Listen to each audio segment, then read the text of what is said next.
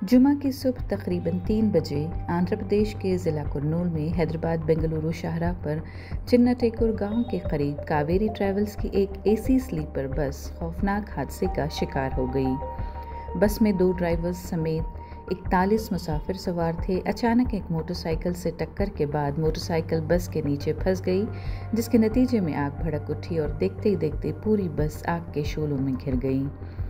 बस का मरकज़ी दरवाज़ा भी जैम हो गया और दर्जनों मुसाफिर अंदर फंस गए। जिंदा बचने की कोशिश में तकरीबन 21 अफराद ने शीशे तोड़कर छलांग लगाई, जिनमें कई बुरी तरह झुलस गए या ज़ख्मी हो गए। दोनों ड्राइवर महफूज रहे और उन्होंने मकामी लोगों के साथ मिलकर आग बुझाने और मुसाफिरों को निकालने की कोशिश की।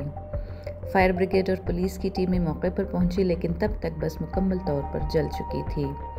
अब तक 11 जली हुई लाशें बरामद की गई हैं। हलाक होने वालों की तादाद 20 से ज़ायद बताई जा रही है। ज़ख्मियों को कुर्नूल गवर्नमेंट जनरल अस्पताल मुंतकिल किया गया, जहां 6 अफराद को मामूली ज़ख्मों के बाद फारिग कर दिया गया और एक की हालत तशवीशनाक बताई जा रही है। वज़ीर बराए सेहत सत्य कुमार यादव ने सानेह पर गहरे रंज का इजहार करते हुए हस्पताल इंतज़ामिया को बेहतरीन इलाज की हिदायत दी है। फॉरेंसिक माहिरीन ने हजाए हादसा से DNA नमूने जमा किए ताकि शनाख्त मुमकिन हो सके। लाशों को मुंतकिल करने के लिए महाप्रस्थानम की एम्बुलेंस तैयार रखी गई है। पुलिस ने मुकदमा दर्ज करके तहकीकात शुरू कर दी हैं और इब्तदाई रिपोर्ट में हादसे की वजह मोटरसाइकिल से टक्कर के बाद तेल का लीक करार दिया गया है।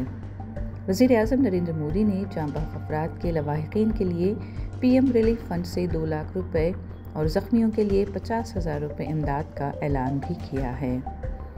सदर जमहूरिया द्रौपदी मुर्मू ने हादसे को इंतहाई अफसोसनाक करार देते हुए हमदर्दी और ज़ख्मियों की जल्द सेहतयाबी की दुआ की है।